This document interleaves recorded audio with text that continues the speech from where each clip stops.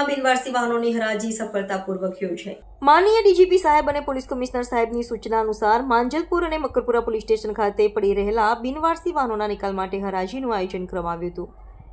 આજ રોજ Makarpura police station ખાતે આયોજિત હરાજીમાં કુલ 25 વાહનોની હરાજી કરવામાં આવી હતી, જેમાં મકરપુરા પોલીસ સ્ટેશનના 17 વાહનોની બેઝ પ્રાઇસ ₹93,200 હતી, જેની હરાજી કિંમત ₹1,46,000 સુધી પહોંચી હતી। બીજી તરફ માંજલપુર પોલીસ સ્ટેશનના 8 વાહનોની બેઝ પ્રાઇસ ₹30,500 હતી, જેને ₹46,000ની હરાજી કિંમત મળી। હરાજી પ્રક્રિયા બાબતે એસીપી શ્રી પ્રણવ કટારિયાએ વિગતવાર માહિતી આપી હતી। આ હરાજીથી બંને પોલીસ સ્ટેશનમાં જૂના અને વારસદારો વિહોણા વાહનોનો યોગ્ય નિકાલ થયો છે અને સરકારને આવક પ્રાપ્ત થઈ છે।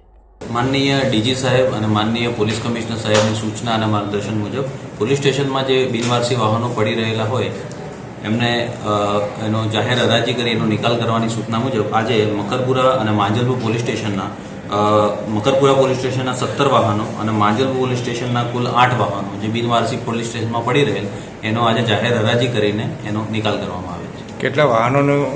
મકરપુરા પોલીસ સ્ટેશનના 17 વાહનો હતા, જેની બેઝ પ્રાઇસ ₹93,200 હતી, જેની હરાજી ₹1,46,000માં કરવામાં આવેલી છે। અને માંજલપુર પોલીસ સ્ટેશનના કુલ 8 વાહનો જેની બેઝ પ્રાઇસ ₹30,500 હતી, એની હરાજી ₹46,000માં કરવામાં